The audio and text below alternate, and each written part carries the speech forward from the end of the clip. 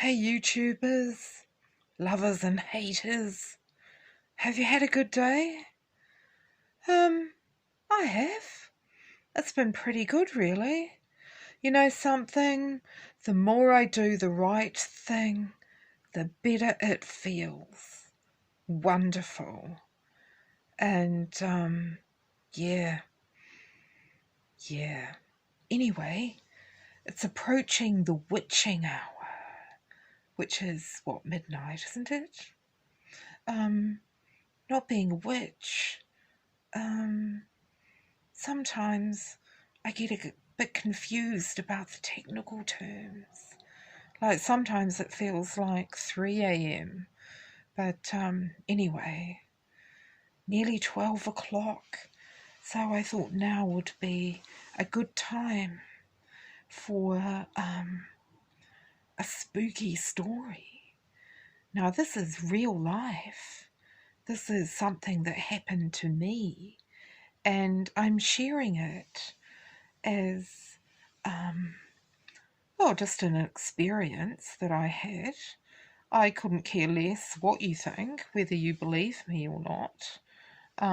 Not a story that I've made up, but an actual experience that I had that may resonate with some of you other people out there who have also been bitten by the spiritual spider. Anyway, once upon a time, because I was, how old was I? I probably turned 11 already, and it was the end of 1973. I think in the final term, back when there were only 3 terms. But anyway, I'd had a lovely sunny afternoon by myself at the Dunedin North Intermediate School fair that I attended at the time. And this was the very last year that they had the old gym frock uniform. Before that nasty green colour invaded the uniform, because the school colours are red, black and white. And I must say the school is looking wonderful these days. Boy, hasn't it had a nice do-up. And I must say it was a good school when I was there. The standard of education was very high. When I went to Otago Girls, it literally felt like I had gone back a year. As in, instead of joining the third form, which would be year 9, in how they term it these days in New Zealand. It felt like going back to Form 1, Year 7. But anyway, so there I was this day. I was sitting down towards the end of the block, which was like on the upper floor just behind me was my classroom, and I was sitting there like facing where the creek is that runs between Glendinning Ave and the D&I school grounds. And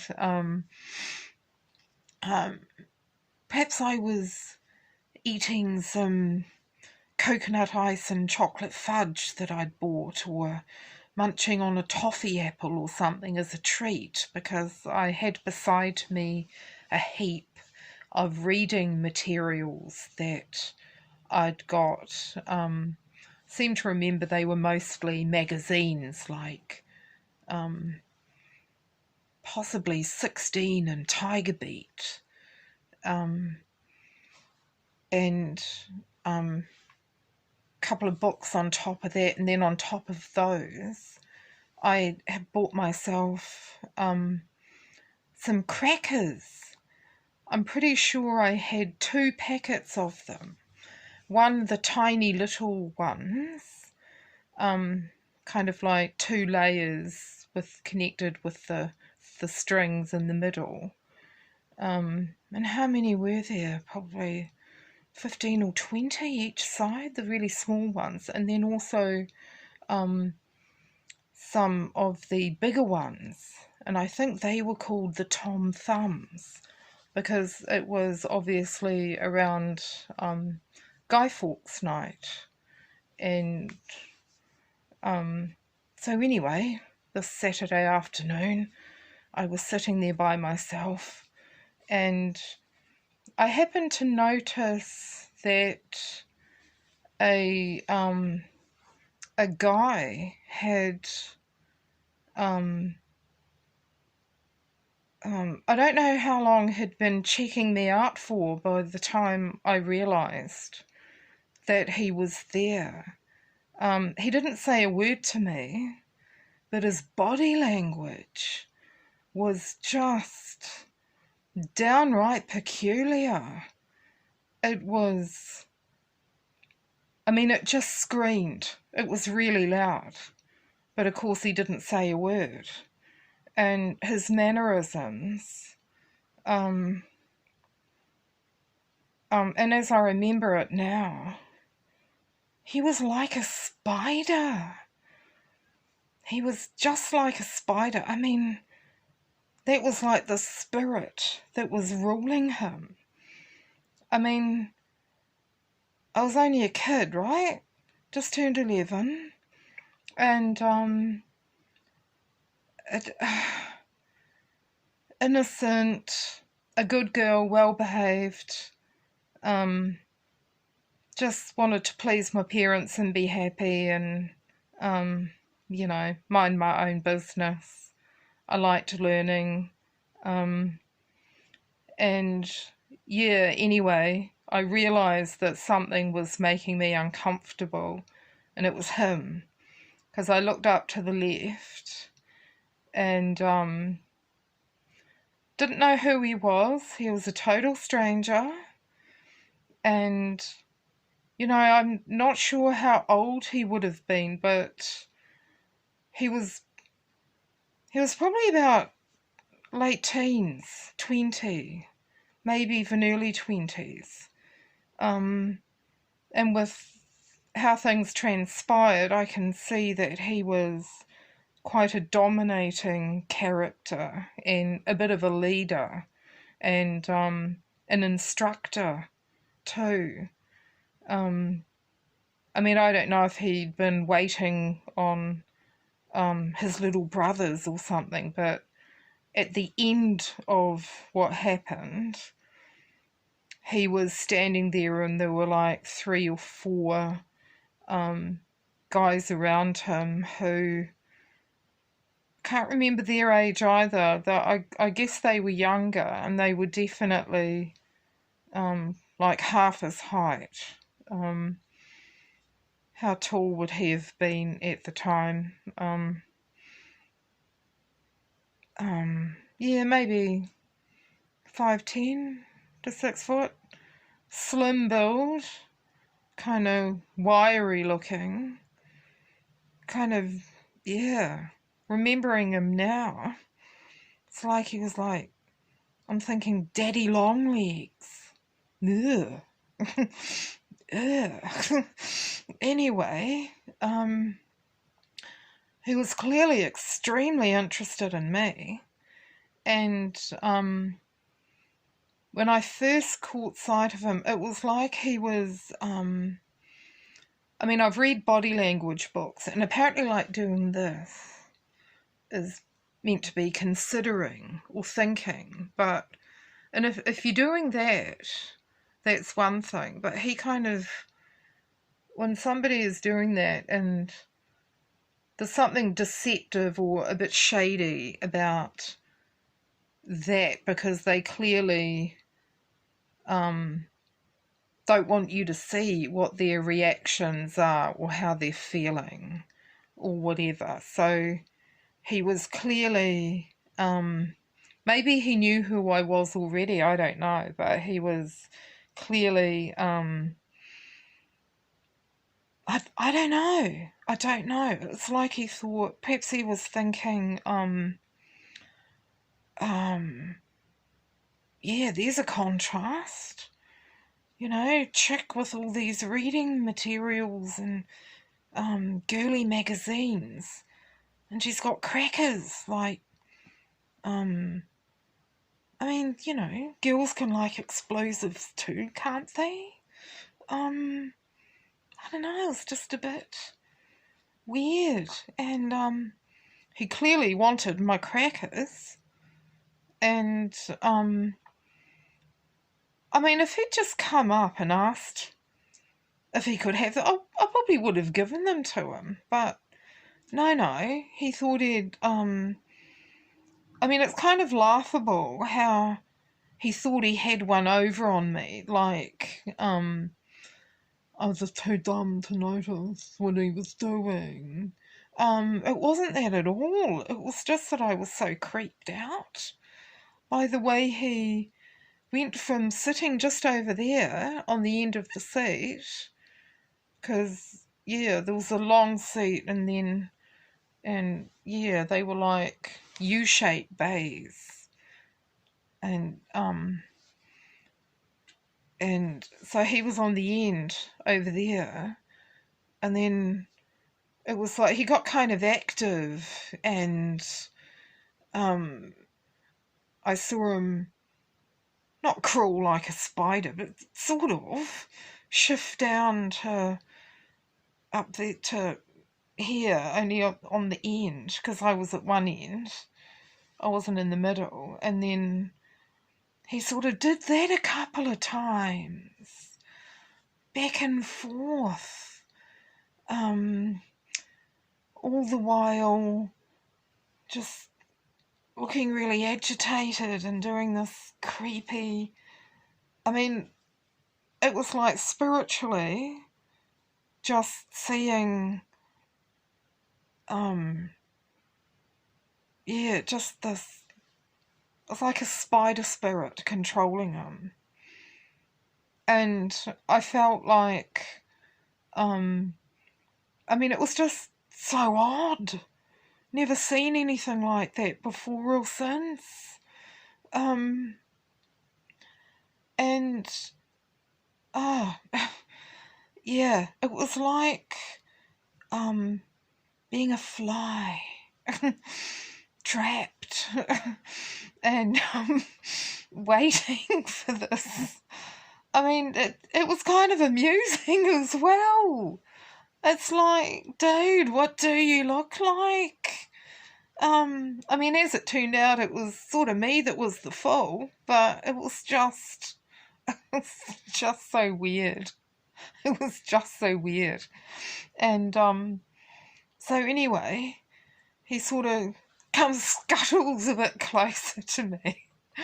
And then back and back up along the side, and then I was just kind of watching him, like, and then he eventually kind of quickly comes up and darts his spidery little hand out and grabs my crackers, and then scuttles back, and it, like, you know, it was like he was just so thrilled with himself. Like, I mean, okay, he got away with my crackers, but it was like, it's like he really thought that I hadn't noticed, but I was just, yeah, I mean, it wasn't very nice. It wasn't very nice. And then, of course, these guys around him, they were like, they kept looking back at me because he was obviously telling them all about his great achievement, about how we'd managed to steal my crackers from me. And these guys were clearly kind of, what? you know, like, it, and so he was making me a target for whatever those young kids might like to do to me, because I must deserve it if I'm going to be that passive, or oh, she's so dumb you can do anything. Whereas actually, no, I just I mean, when you can see things that other people can't, and it's like your intuition is so much sharper. I mean, you just know stuff, and when you walk into a room and people just, they kind of manifest, it's like you create all this energy in them, only it's a negative energy. And it's like, hey, I'm not the one being negative. But it's like something about me brings out the negative in other people. And it's a real clash of opposites. And in a place like Dunedin, which, okay, it's a lovely place. There's a lot of nice people here who have great, wonderful, enjoyable, happy lives here.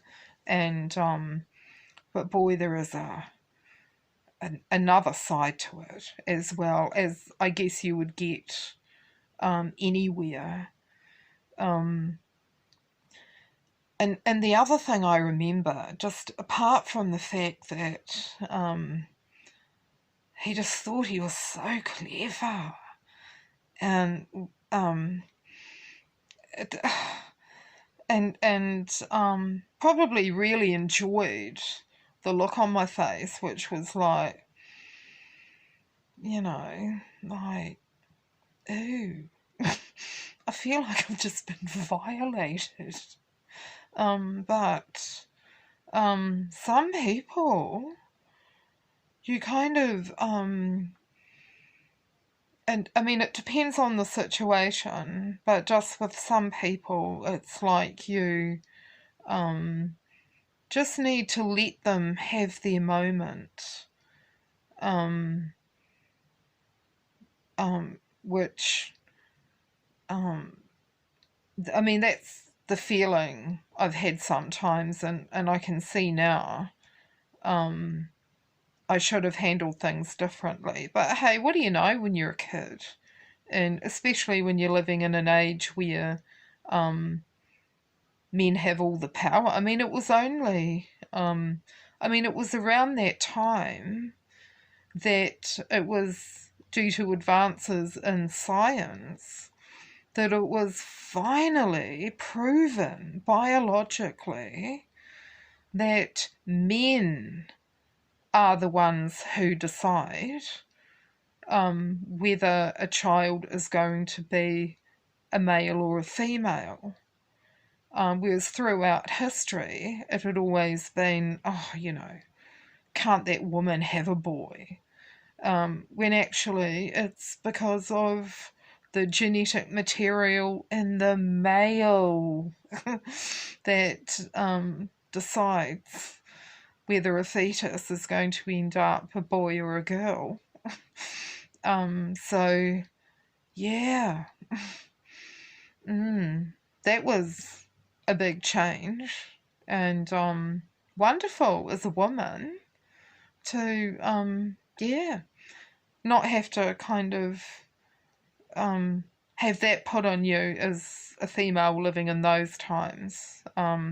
Too bad for women earlier in history, sad for them, but anyway, but of course I digress. I digress. So yeah, I was just a kid and very young, and this way older guy targeting me like that was not pleasant, but yeah, just he was just so spidery. Ick. And I can see him now, and there was something freaky too about his body language, like just this big kind of creepy funhouse toothy grin, like he would sort of show me, like and the way he'd kind of lean forward, and it was almost like he was yeah, I mean, this was from quite a distance away, um a few meters away, but yeah, as he was telling his little um proteges, his little students, training them in the arts of how to be a horrible human being. Um, yeah, just that. I mean, he wasn't a literal spider throwing silk to kind of cocoon me and trap me. But it was kind of like that too. It was like, oh my god, the kiss of the Spider-Man. Ick. And yeah, I didn't think about that for a long, long time, but there was a point when I had to ask myself, just why do I like spiders? Like, at one point I had a a black t-shirt with a white spider web design all over it. And I've had at least two, one of which got stolen from me, which I won't go into. It was beautiful, marcasites with some garnets or rubies or whatever for little eyes. And yeah, I had that on my jacket. I'd wear that in the 80s. And after that got stolen, um, I remember just kind of getting another spider brooch, because it's like, oh, I have to have a spider jewellery piece. Like, why? um, and so I had a tiny one that I would wear on this t-shirt. Like, yeah, creepy. I don't like spiders and snakes. I don't like them. They're witchy. They're an occult symbol. Um, and yeah, along with the usual suspect things like, I mean, if you're into owls and mushrooms and, yeah, skulls, spiders, snakes, toads, frogs and toads, um, they're all occulty, creepy, ick things. I mean, if you want to, um, really invest your time and money in those sorts of things, then I certainly would never criticise having sort of meandered down that wayward path, where I just didn't belong and it didn't come naturally to me, but because of things that had happened to me. I mean, these things can happen when you fight against them too. So, yeah, it's not something that you allow or accept and just feel like, oh, I have to let this happen, which is a bit like how I felt that day at the DNI fair. So, if you call yourself a Christian, if you yeah, if you identify as that, if you've accepted Jesus Christ as your Lord and Saviour,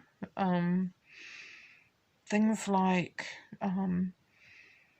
being into spiders and because I've had stuff in my house like cobra shaped candlestick holders and yeah, very occulty and strange and just a bit weird, and I mean artistic and beautiful too. It's not that these objects weren't lovely, but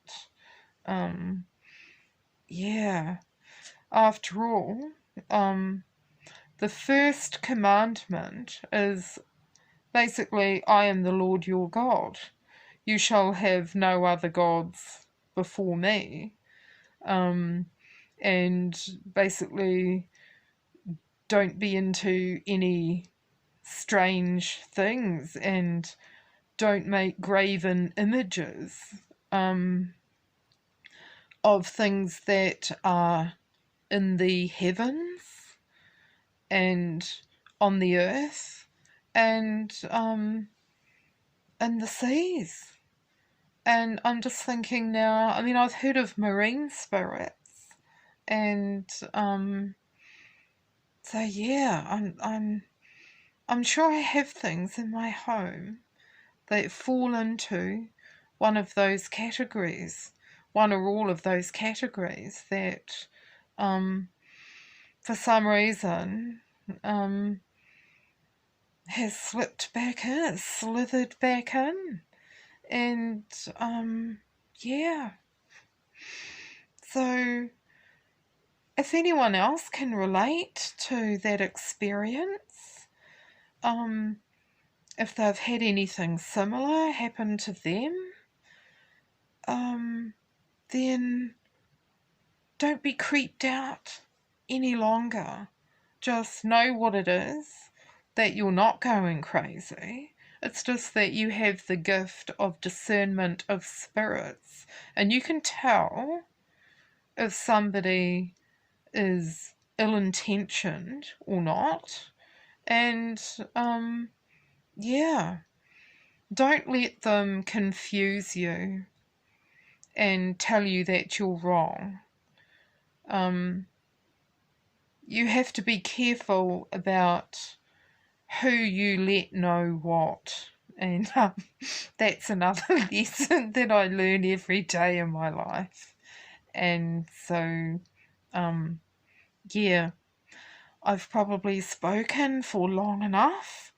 So that's my spidery bedtime story confession. And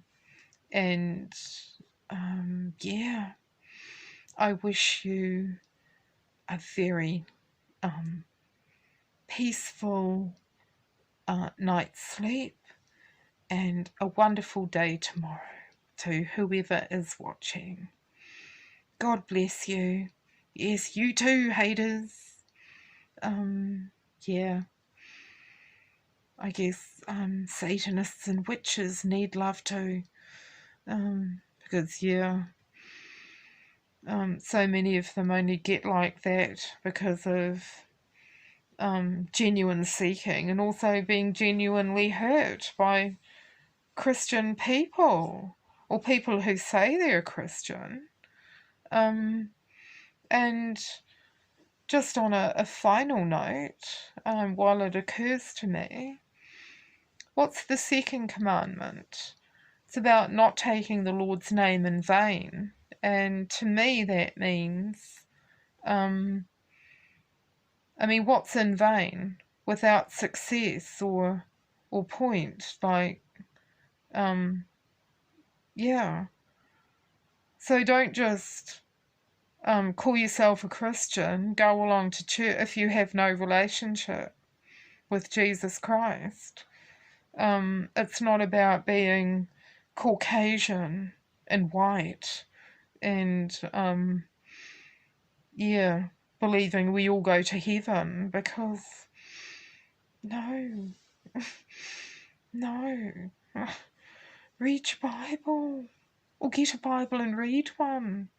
And remember that,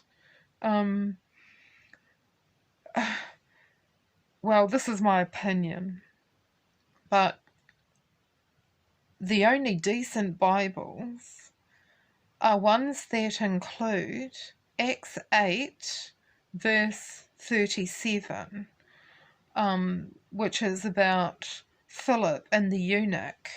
And the eunuch says to Philip, oh, why shouldn't I be baptized? And it totally, so many Bibles, new Bibles, these days, they have an asterisk and an explanation and a footnote, if you even notice that. It's easy to miss, but it goes from Acts 8:36 to Acts 8:38, leaving verse 37, where Philip replies,